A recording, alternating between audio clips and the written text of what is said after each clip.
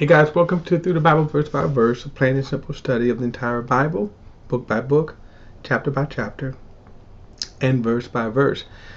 We are in 2 Kings chapter 8, and there is one of the most fascinating encounters that's going to happen here. Imagine someone coming up to you and telling you, you're going to be king. And then they start crying. Then you ask them, well, why are you crying? Because God has shown me how much evil you're going to do, how evil you are, how terrible of a person. And this would happen to a guy. This is an interesting, story here. So, let's get into it. 2 Kings chapter 8. It says, Elisha said to the woman whose son he had restored to life, get ready, you and your household, and go and live as a foreigner wherever you can, for the Lord has announced a 7-year famine, and it has already come to the land. Now, we kind of saw that a little in the previous chapter. The people around the city of Samaria, remember, only got food because the invading Aramean army had fled and thus left all of their spoils behind. So, and I said at the time, keep this in mind, that all of what's going on here is how incredibly wicked Israel is. In other words, despite that you have these incredible witnesses, the prophet, with power, and it does seem like this, that in these circumstances here, the more evil, the stronger the witness. Now, if you want to flash ahead to Revelation chapter 11, you get a glimpse, the two witnesses who will have a strong prophetic ministry during the reign of the beast. Okay? Despite all of that, the people, wickedness still reigns. So, despite the testimony of Elisha before him, it is incredible wickedness here. One of the judgments is being conquered, right, by an invading army, or in this case, a famine.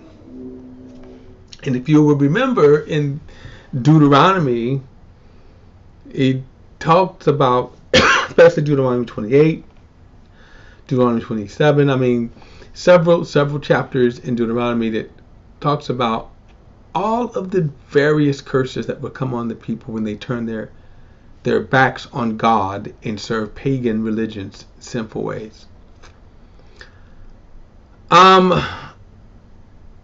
Verse 2, so the woman got ready and did what the man of God said. She and her household lived as foreigners in the land, and in the land of the Philistines for 7 years. Now, at this, it seems like her husband had died, and if you remember, her husband was already old when she had this son. And remember that Elijah had, because she was good, because they prepared a room for him as his servants would come and they would stay in this room, she ended up having a child. The child died, he restored them back from life.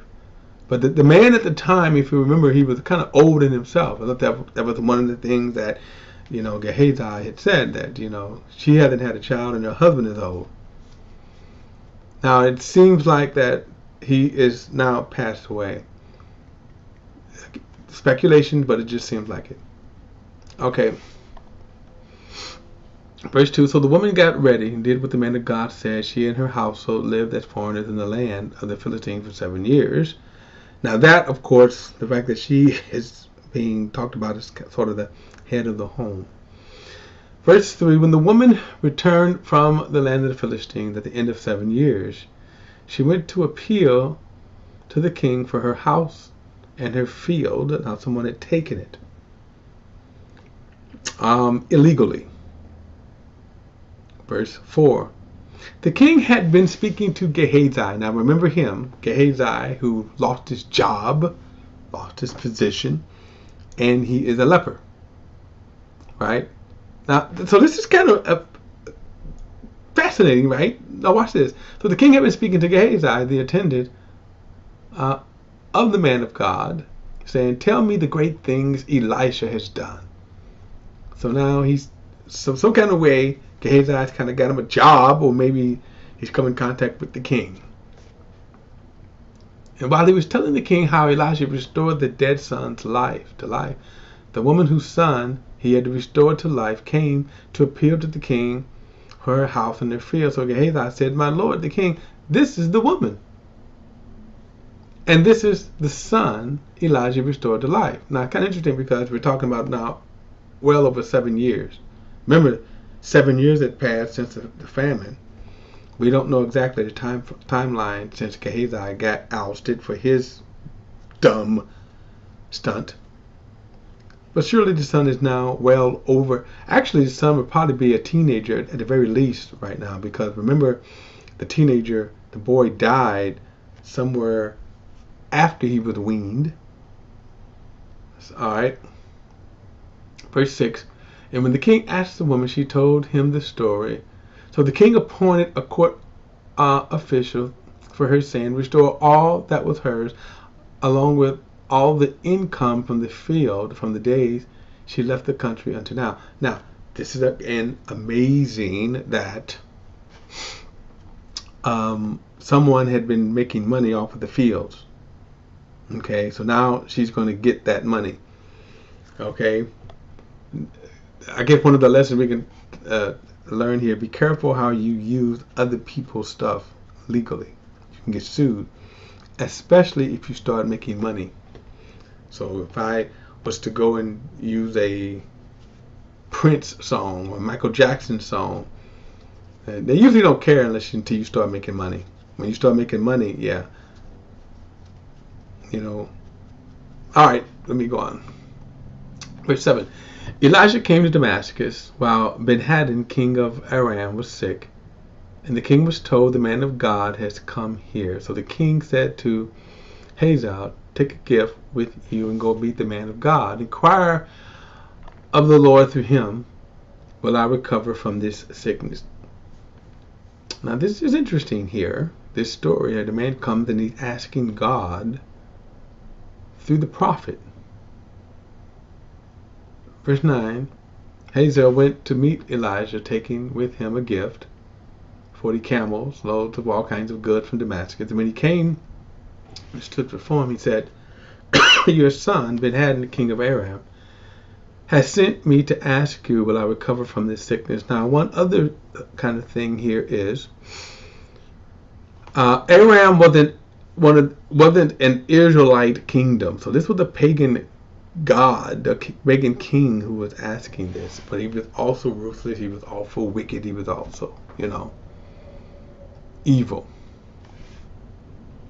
But God had been using him to also judge the wickedness of Israel. Verse 10, Elisha told him, go and say to him, you are sure to recover, but the Lord has shown me that he is sure to die. Then Elisha stared steadily at him until Hazael was ashamed. Now, when the term ashamed here is used, the shame means, I'm trying to think of a good way of saying is that not ashamed as we use the term ashamed, but you can almost say it's like, what's going on here, right? Then he says, the man of God wept. Okay, the man of God wept. I'm bugging here, so I'm going to pull up because I'm not getting what I want here. But anyway, I want you to notice this right here. I'm looking up this word quickly. Ashamed. Okay. Because I should have had this probably more. Our use of the word ashamed means embarrassed. That's what I was looking for. When he says that he stared at him till he was ashamed, but he wasn't embarrassed, but I'm looking for my other word here. Not embarrassed here, but self-conscious. But that's not kind of what I'm looking for. That's probably the better term. Self-conscious, but I'm kind of missing that. Anyway, all right, I'm going to leave it at that before I get too deep into there. But he wasn't. My point is, he wasn't embarrassed as much as he was self-conscious. Okay. All right. So then he said, the man of God wept. Now I want you to kind of get the picture here. So Hazael, he first told him, he says, well, say to him he's going to recover, but I know he's going to die. But then he's looking at him to the point where God is showing him something. He's weeping. Verse 12. And Hazael asked, why is my Lord weeping? And he replied, because I know the evil you will do to the people of Israel. You will set their fortress on fire. You will kill the young men with the sword. You will dash the little ones into pieces, and you will rip open their pregnant women. And Hazael said, how could your servant, a mere dog, do this monstrous thing? Now, then he said, Elijah answers, the Lord has shown me that you would be king over Aram. Now, it's kind of interesting to look at this here because, one, the question that I would have is, imagine someone telling you that, like, right now, and you'd be like, I'm not an evil person. I'm not a bad person. You're not until you get into a position of power that Hazael is getting ready to get into. And then he's going to inflict great evil. Now, this is providence of God because of the wickedness of Israel. And that's why you see this story here, because God is going to use the Aram to afflict judgment on the wicked. Now, we've seen Israel's wickedness before. Remember, despite all of this, they keep turning their backs against God. But could you imagine a person being a person and all of a sudden, in a sense, they're telling you just how wicked and evil you are? You might not even believe it at first. Verse 14, Hazael left Elijah and went to his master, who asked him, well, what did Elijah say to you? He responded, he told me that you are sure to recover. The next day, Hazael took a heavy cloth, dipped it in water, and spread it over the king's face.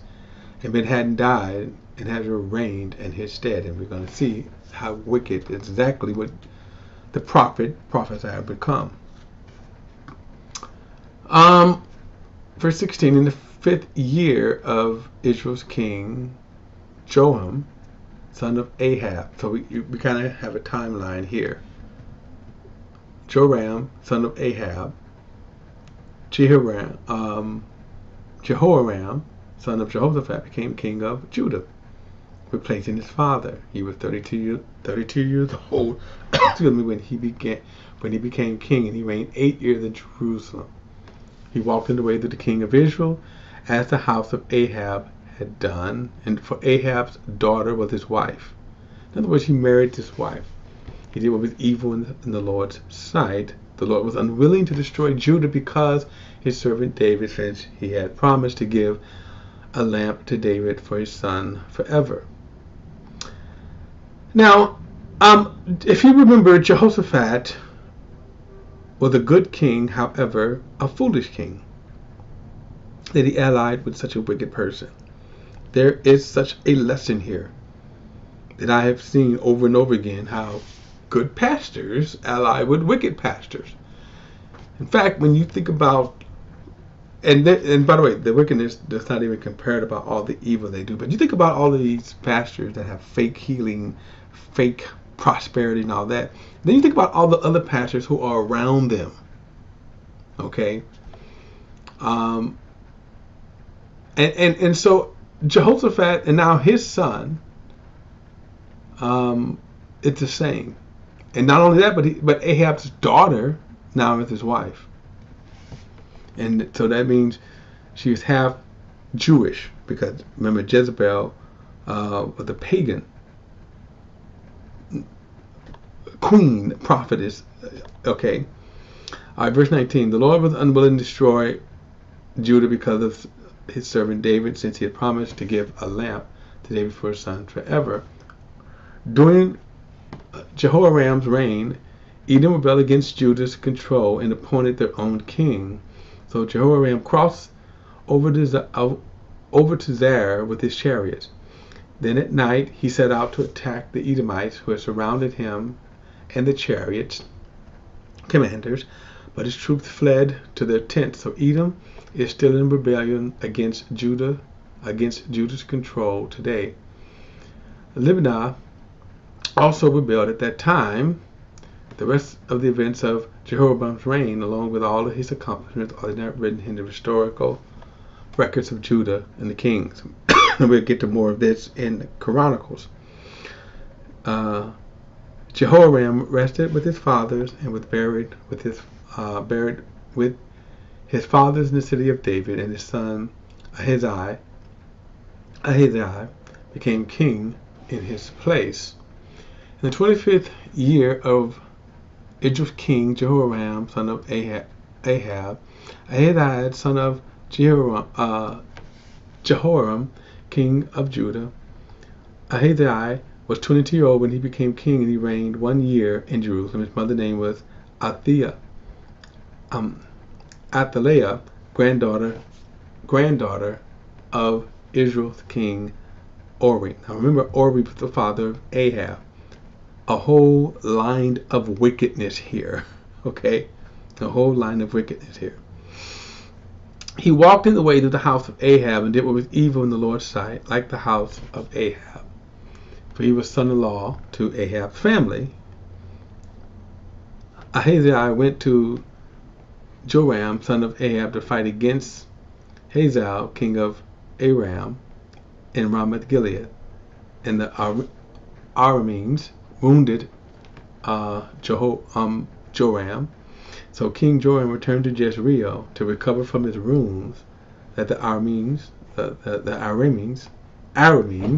had afflicted on him in Ramoth Gilead when he fought against Aram's king at Hazael.